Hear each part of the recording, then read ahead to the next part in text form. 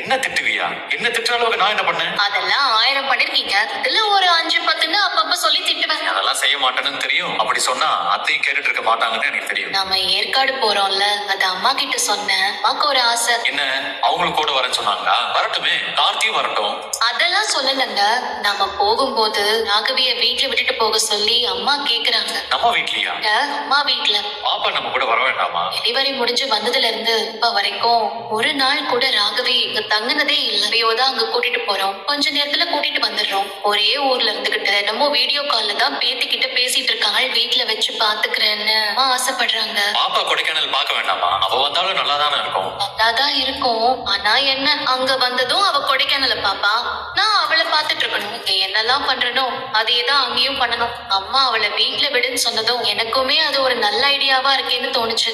ரேவதி என்ன பிளான்ல இருக்கா? அவ பசங்களெல்லாம் கூட்டிட்டு வரலையா, அவ அத்தை பாத்துக்கிறாங்களாம். தரணி வரலன்னா ராகவிக்கு போர் அடிக்குமே. கண்டிப்பா அடிக்கும் தான். நானும் ராகவியை கூட்டிட்டு போலாங்கிற முடிவுல தான் இருந்தேன். ஆனா அம்மா கேட்டதும் விட்டுட்டு போனா என்னன்னு தோணுச்சு. அம்மா கிட்ட விட்டுட்டு போலாங்கிற முடிவு பண்றோன்னே வைங்களேன், யாருங்க இங்க பர்மிஷன் வாங்குறது? ஐயோ, 10 கட்ட சோதனை, 20 கட்ட அப்ரூவலை தாண்டணுமே.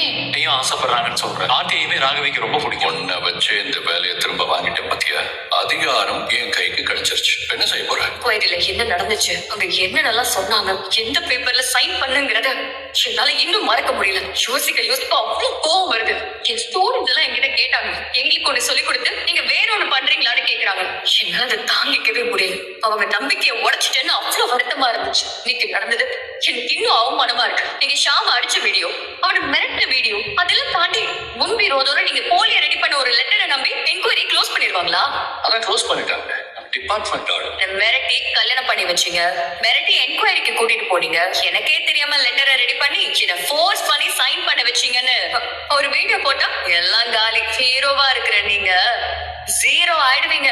ஏன் தயவாலதான் உங்களுக்கு வேலை கிடைச்சு. நீங்க யூனிஃபார்ம் மாட்டுறதுல இருந்து அதிகாரத்தை அனுபவிக்க போறதுன்னு எல்லாமே ஏன் தயவாலதான். அதனால ரொம்ப ஆடாதீங்க ஹீரோ, கொஞ்சம் அடங்குங்க.